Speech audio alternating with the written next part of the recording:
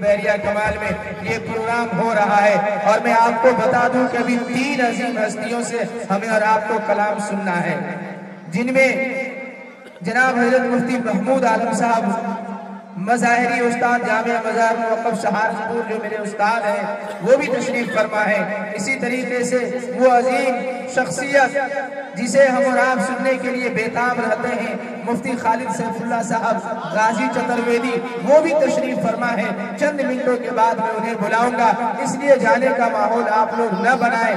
اس سے قبل کہ جب تک مفتی خالد صاحب تیار ہو کر کے اسٹیج پہ آتے ہیں، تب تک میں 10 یا 15 منٹوں کے لیے بڑے ہی ادب و احترام کے ساتھ فضیلت الشیخ جناب doctor Amanullah Almadani, chairman Alfaisal educational society Araria Bihar سے بڑے ہی ادب کے ساتھ میں درخواست کرتا ہوں کہ حضرت والا آئیں اور اپنی مواعظ حسنہ سے 15 منٹوں میں ہم سب سامعین کو مستفیض فرمائیں۔ یہ نے پوچھا اس کی ربوبیت اور اس کے افعال میں، اور اللہ تبارک و تعالیٰ کو اس کی عبادت میں ایک مان لینے کو توحید کہتے ہیں،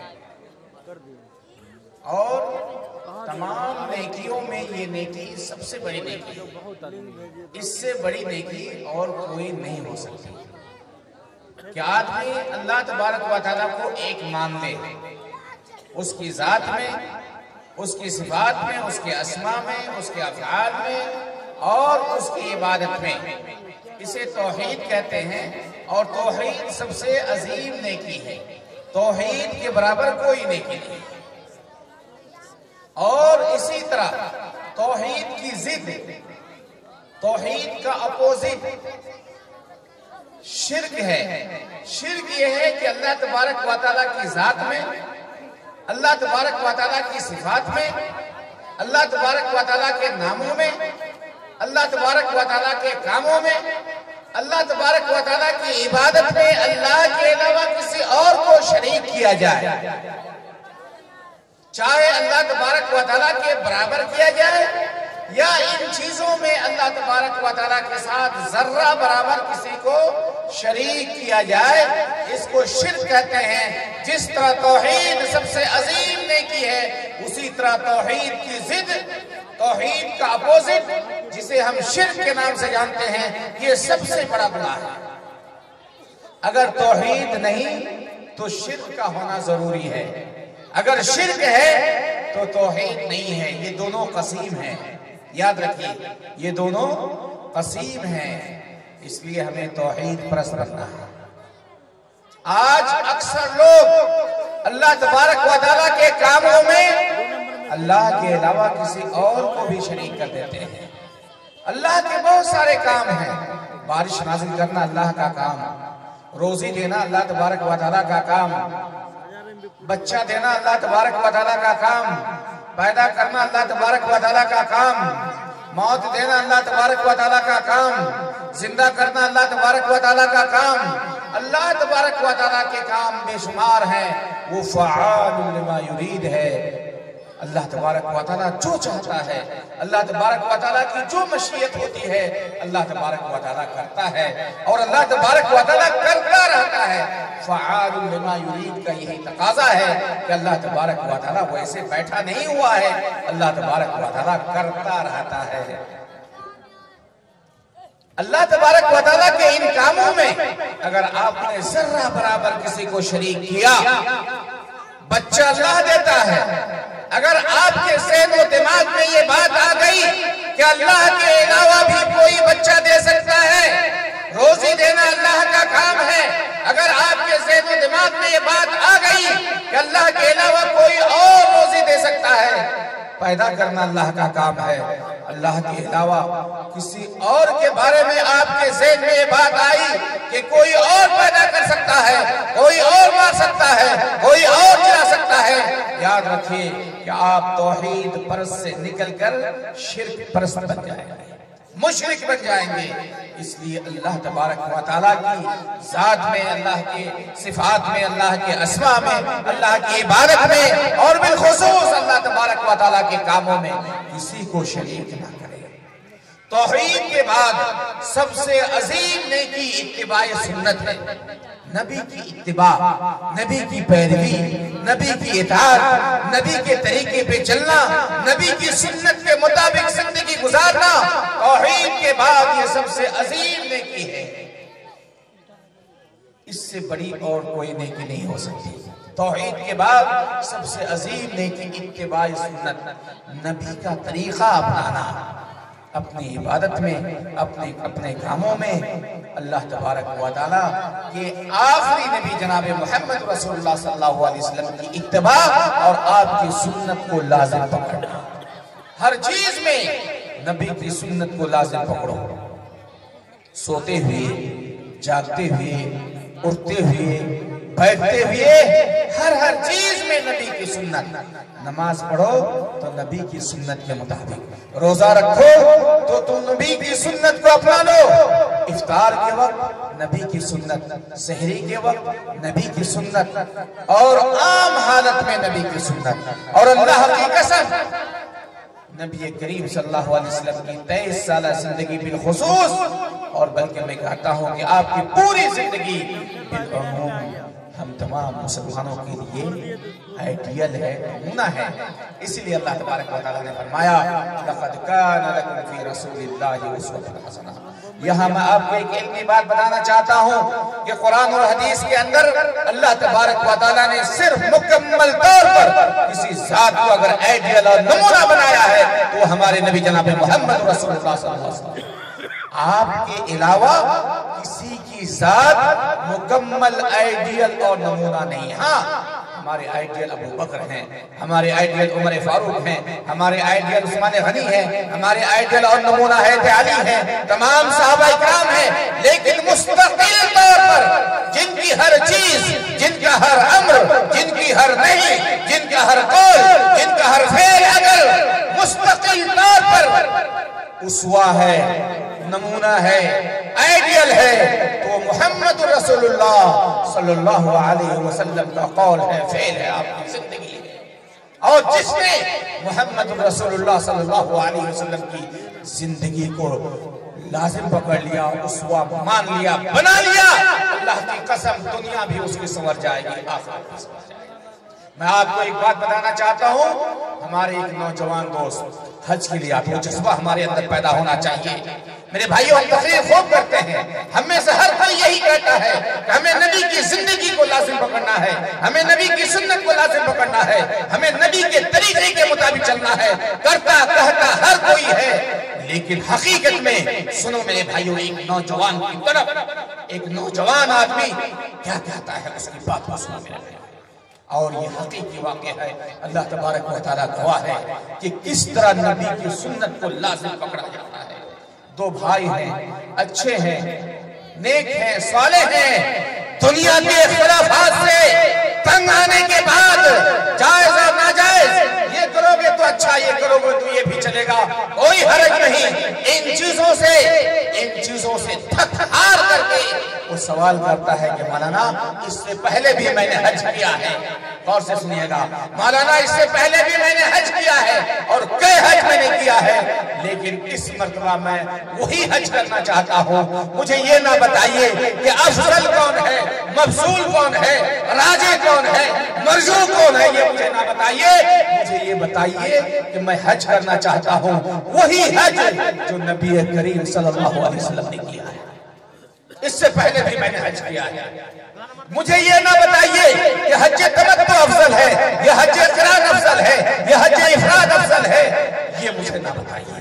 مجھے یہ بتائیے کہ ہمارے نبی جناب محمد رسول اللہ صلی اللہ علیہ وسلم نے کون سا حج کیا ہے، مجھے وہی حج کرنا ہے۔ میں اپنی جانب سے کچھ نہیں کروں گا، میں تھک گیا سن کر کے، میں ایک حج کم سے کم زندگی میں نبی کریم صلی اللہ علیہ وسلم کے حج کے مطابق کروں گا۔ حج کے لیے نکلتے ہیں، منا پہنچتے ہیں، وہی احرام باندھتے ہیں جو نبی کریم صلی اللہ علیہ وسلم نے احرام باندھا تھا، وہی حج قران والا، اور پھر منا پہنچتے ہیں۔ منا میں اللہ کے رسول صلی اللہ علیہ وسلم نے 3 دن گزارا تھا۔ وَاذْكُرُوا اللَّهَ فِي أَيَّامٍ مَعْدُودَاتٍ فَمَنْ تَعَجَّلَ فِي يَوْمَيْنِ فَلَا إِثْمَ عَلَيْهِ وَمَنْ تَأَخَّرَ فَلَا إِثْمَ عَلَيْهِ۔ منا میں آپ 11 تاریخ اور 12 تاریخ کی کنکری مار کر کے طلوع غروب آفتاب سے پہلے اگر نکلنا چاہیں تو علماء کرام کا فتویٰ ہے، اتفاق ہے قرآن کریم کی اس آیت کی روشنی میں کہ آدمی مینا کو چھوڑ سکتا ہے، لیکن اس دن بھی اس کا یہی سوال ہے کہ مولانا میں تو چھوڑ سکتا ہوں، مجھے معلوم ہے، لیکن مجھے یہ بتائیے کہ نبی کریم صلی اللہ علیہ وسلم مینا میں 10 تاریخ کو تو رکے، 11 تاریخ کو رکے، 12 ذی الحجہ کو رکے، لیکن کیا 11 ذی الحجہ کو بھی نبی کریم صلی اللہ علیہ وسلم نے میدان مینا میں آپ نے رکا تھا، آپ نے قیام کیا تھا؟ میں نے کہا ہاں، اللہ کے رسول صلی اللہ علیہ وسلم نے 12 تاریخ کو بھی 13 تاریخ کو بھی 13 تاریخ کی کنکری مارنے کے بعد آپ نے مدینہ کو چھوڑا تھا، یہ مینا کو چھوڑا تھا۔ تب کہتے ہیں میرے بھائیو، یہ ہے سنت رسول کا جذبہ کہ میں بھی 3 دن مینا میں رہوں گا، چونکہ نبی کریم صلی اللہ علیہ وسلم 3 دن میں رہے۔ ہاں میں بہت زیادہ مشغول ہوں، ہاں میں تاجر ہوں، ہاں بھیڑ ہے، ہاں یہاں سہولیات نہیں ہے، پریشانی کافی ہے، لیکن میرے نبی صلی اللہ علیہ وسلم یہاں 13 تاریخ تک مینا میں رہے، اس لیے میں بھی 13 تاریخ تک مینا میں رہوں گا۔ یہ جذبہ ہے میرے بھائیوں، اور صرف جذبہ ہی نہیں بلکہ یہ مطلوب بھی ہے۔ ٹھیک ہے، جائز الگ چیز ہے، راج مزدود الگ چیز ہے، افضل مزدود الگ چیز ہے، میں ادھر جانا نہیں چاہتا، یہ شرعی مسائل موجود ہے، فقہ میں موجود ہے، کتب فقہ میں، لیکن یہ جذبہ کہ میں نماز پڑھوں گا تکبیر تحریمہ سے لے کر کے سلام تک، اور سلام کے بعد پھر جو کچھ بھی نبی کریم صلی اللہ علیہ وسلم سے اذکار اور وظائف ثابت ہے وہ میں اسی طرح کروں گا جس طرح نبی کریم صلی اللہ علیہ وسلم نے کیا ہے۔ صلو کما رأیتمونی اصلی، یہ نہ کہنا کہ فلاں کے فلاں لوگوں کے لیے اللہ کے رسول صلی اللہ علیہ وسلم نے یہ کہا تھا، نہیں، آپ العبرت بعموم اللفظ لا بخصوص السبب، یہ علماء اکرام کا متفقہ قاعدہ ہے کہ عبرت یہ خصوصی مسئلے پر یا خصوصی سبب کی وجہ سے نہیں ہوتا ہے، یہ عموم کے لیے ہوتا ہے۔ صلو کما رأیتمونی اصلی، اسی طرح نماز پڑھو جس طرح نبی کریم صلی اللہ علیہ وسلم پڑھتے تھے۔ آپ کہیں گے ہمیں کیا معلوم کہ ہمارے نبی صلی اللہ علیہ وسلم کون سی نماز پڑھتے تھے؟ میرے بھائیو، اگر آپ کے ذہن میں یہ بات آ گئی تو 2 چیز ہے، ایک تو یہ ہے کہ آپ جاہل ہیں اور آپ کو معلوم نہیں ہے کہ نبی کریم صلی اللہ علیہ وسلم کون سی نماز پڑھتے تھے، آپ کا کیا طریقہ تھا، اور اگر آپ جاہل نہیں ہیں، آپ عالم ہیں، آپ جانتے ہیں، آپ اہل علم ہیں، آپ جانتے ہیں، تو سن لیجئے، آپ کی اس عقل پر پردہ پڑا ہوا ہے، آپ نہیں چاہتے کہ آپ نبی کریم صلی اللہ علیہ وسلم کی نماز کی طرح، نماز نبوی کی طرح نماز پڑھیں۔ اور یاد رکھیں، امام شافعی رحمہ اللہ نے کہا ہے، حق واضح ہو جانے کے بعد، حق واضح ہو جانے کے بعد اگر کوئی حق پر عمل نہیں کرتا تو سمجھ جائیے یہ اس کے لیے حرام ہے، اس کے لیے قطعی طور پر جائز نہیں ہے۔ معزز بھائیو دوستو، اللہ کے رسول صلی اللہ علیہ وسلم نے ایک ہی حج کیا ہے۔ ہمیں معلوم ہے کہ آپ حج افراد بھی کر سکتے ہیں، ہمیں معلوم ہے کہ آپ حج تمتع بھی کر سکتے ہیں، ہمیں معلوم ہے کہ آپ حج قران بھی کر سکتے ہیں، لیکن سنت رسول کے جذبے میں سرسار ہو کر کے اگر کوئی شخص نبی کریم صلی اللہ علیہ وسلم کے حج کی طرح حج کرتا ہے تو اس سے بڑا اور کیا ہو سکتا ہے؟ جبکہ ہمارے نبی جناب محمد رسول اللہ صلی اللہ علیہ وسلم حج کے دوران کہا کرتے تھے خذوا انی مناسککم لعلی لا القاکم بعد عامی ھذا، لوگو حج کے مسائل مجھ سے سیکھ لو، ہو سکتا ہے کہ میں آئندہ سال تم لوگوں کے ساتھ پھر دوبارہ حج نہ کر سکوں، اس لیے اپنی پوری زندگی نبی کے طریقے کے مطابق گزارنا سیکھو میرے بھائیوں، صرف زبانی اور لفظی نہیں، حقیقی طور پر جب سونے کے لیے جاؤ تو یاد کرو کہ ہمارے نبی جناب محمد رسول اللہ صلی اللہ علیہ وسلم جب سونے کے لیے جاتے تھے اس وقت آپ صلی اللہ علیہ وسلم کون سا کام کرتے تھے، کیا آپ کی سنت ہے؟ جب نبی کریم صلی اللہ علیہ وسلم بیدار ہوتے تھے اس وقت آپ کی کیا سنت رہی ہے؟ آپ حدیث میں ہے کہ اللہ کے رسول صلی اللہ علیہ وسلم مسواک کرتے ہیں، خوب مسواک کرتے تھے، روزے کی حالت میں بھی، روزے کے علاوہ بھی، رات میں بھی، اور نماز کی حالت میں بھی، اور وضو کے دوران بھی۔ اسی لیے امام بخاری رحمہ اللہ صحیح بخاری کے اندر وضو کو دو سنت کے ساتھ، دو جگہوں کے ساتھ، یا وضو کو دو سنت مانتے ہیں، وضو مسواک کرنے کو دو سنت یا دو جگہ سنت مانتے ہیں۔ یہ کی ہے کہ جب آپ وضو کریں اس وقت مسواک کریں، یہ سنت ہے، اور یہ کہ نماز کے لیے جب آپ کھڑے ہوں اس وقت آپ مسواک کریں، یہ سنت ہے۔ لولا ان اشق علی امتی لامرتهم بالسواک مع كل صلاۃ، اور بعض روایت میں مع كل وضو۔ امام بخاری نے دو باب باندھا ہے، وضو کے باب میں مسواک سنت اور نماز کے باب میں مسواک سنت۔ کچھ لوگوں کو کہتے ہوئے سنتا ہوں نبی کی حدیث معلوم ہو گئی، نبی کا طریقہ آ گیا، اور صحیح بخاری کی روایت ہے کہ اللہ کے رسول صلی اللہ علیہ وسلم ہر نماز کے ساتھ وضو کرتے تھے، لیکن وہ فوراً سوال کریں گے کہ مولانا یہ کیسے ہو سکتا ہے؟ وضو نماز کے وقت نماز کے لیے کھڑے ہوں گے، کیسے وضو کریں گے؟ کہاں تھوکنے جائیں گے؟ میرے بھائیو، تم ہر نماز میں مسواک کرنا شروع کر دو، تمہیں تھوکنے کی ضرورت نہیں پڑے گی، کیونکہ یہ نبی کریم صلی اللہ علیہ وسلم کی سنت ہے۔ معزز بھائیو دوستوں، میں بتا رہا تھا کہ توحید کے بعد سب سے عظیم نیکی اتباع سنت ہے۔ توحید کے بعد سب سے عظیم نیکی اتباع سنت ہے، اور اتباع سنت جس طرح توحید کے بعد سب سے عظیم نیکی ہے، اسی طرح بدعت شرک کے بعد سب سے بڑا گناہ ہے۔ بدعت اتباع سنت کی ضد ہے، اپوزٹ ہے۔ اتباع سنت اگر نہیں ہے تو بدعت آپ کو کرنا پڑے گا۔ جہاں سنت کو چھوڑو گے وہاں بدعت کو اپنانا پڑے گا، اور یہ بدعت وہ ہے جس سے اللہ کے حبیب صلی اللہ علیہ وسلم نے بارہا روکا ہے۔ خطبۃ الحاجہ ہم تمام لوگوں کو معلوم ہے کہ آپ صلی اللہ علیہ وسلم جب بھی خطبہ دیتے، خطبہ حاجہ چاہے خطبہ نکاح ہو یا خطبہ جمعہ ہو، آپ صلی اللہ علیہ وسلم خطبۃ النکاح میں، خطبہ حاجہ میں یہ ضرور پڑھتے تھے، اما بعد فإن خیر الحدیث کتاب اللہ۔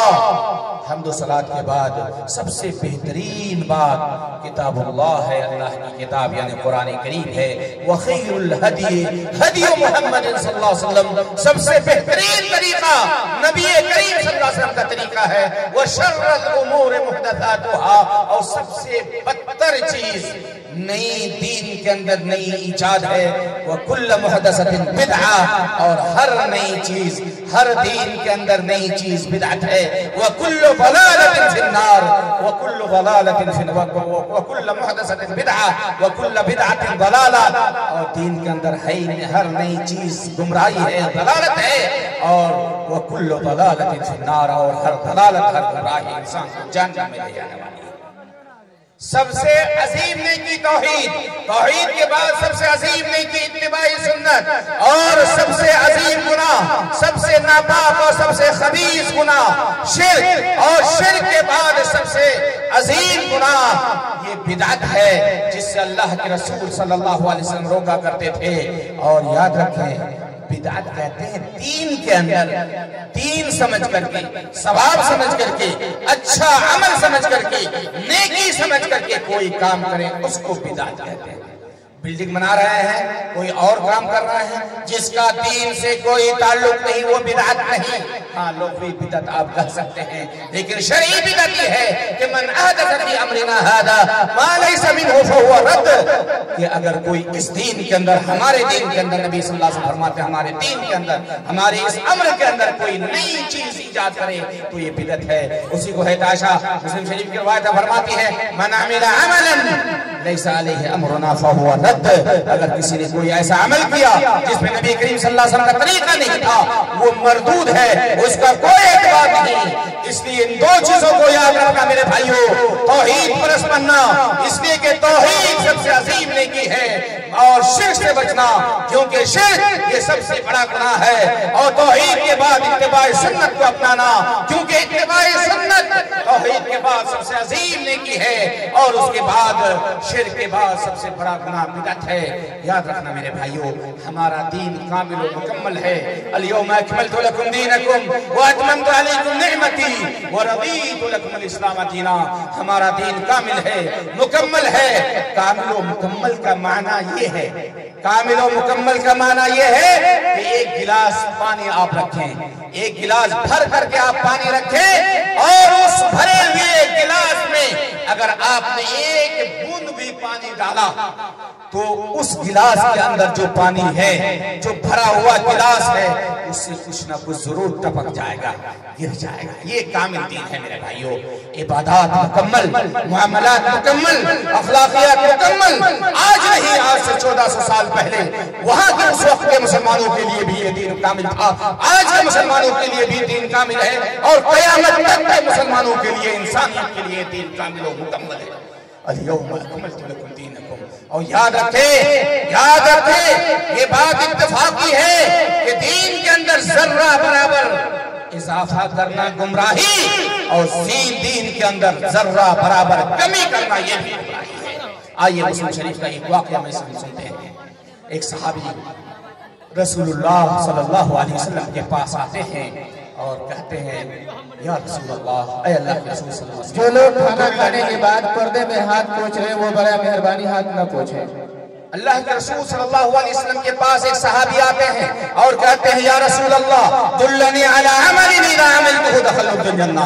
یہ صحابہ اکرام کا شیوا تھا، صحابہ اکرام کا طریقہ تھا کہ صحابہ اکرام نبی کریم صلی اللہ علیہ وسلم سے کامیابی کے بارے میں سوال کرتے تھے، جنت کے بارے میں سوال کرتے تھے، نجات کے بارے میں سوال کرتے تھے، دنیا اور آخرت کی سعادت کے بارے میں سوال کرتے تھے۔ صحابی آتے ہیں، سوال کرتے ہیں، اے اللہ کے رسول صلی اللہ علیہ وسلم، دلنی علی عمل اذا عملته جنہ، مجھے کوئی ایسا عمل بتا دیجئے جس کو کر کے میں جنت میں چلا جاؤں۔ مسلم شریف کی روایت ہے، اللہ کے رسول صلی اللہ علیہ وسلم فرماتے ہیں، ما لہو، کیا ہو گیا اس آدمی کو، اتنا عظیم سوال کر رہا ہے، اس صحابی کو کیا ہو گیا کہ بہت عظیم سوال کر رہا ہے۔ پھر اللہ کے رسول صلی اللہ علیہ وسلم نے بتایا، تمہیں فلاں فلاں کام کرنا ہے۔ اس کے بعد وہ صحابی رسول کہتے ہیں، لا ازید علی ھذا ولا انقص منہ۔ اے اللہ کے رسول، آپ نے جو کچھ مجھے سکھایا ہے، آپ نے جو کچھ مجھے کہا ہے، میں اس کے اندر اضافہ نہیں کروں گا اور اس کے اندر کمی بھی نہیں کروں گا۔ شارحین لکھتے ہیں، اپنی جانب سے نہیں کروں گا، ہاں آپ کی جانب سے اگر زیادتی ہو تو میں اسے قبول کروں گا، آپ کی جانب سے کمی ہو تو میں قبول کروں گا۔ لا ازید علی ھذا ولا انقص منہ۔ اس کے بعد صحابی جانے لگے۔ اللہ کے رسول صلی اللہ علیہ وسلم نے فرمایا، صحابہ کرام کو مخاطب کرتے ہوئے کہ من سرہ ان ينظر الى رجل من اہل الجنة فلینظر الى ھذا۔ اگر کسی کو اس دنیا کے اندر، اس روئے زمین کے اندر کسی جنتی آدمی کو دیکھنا ہے تو اس آدمی کی طرف دیکھیں۔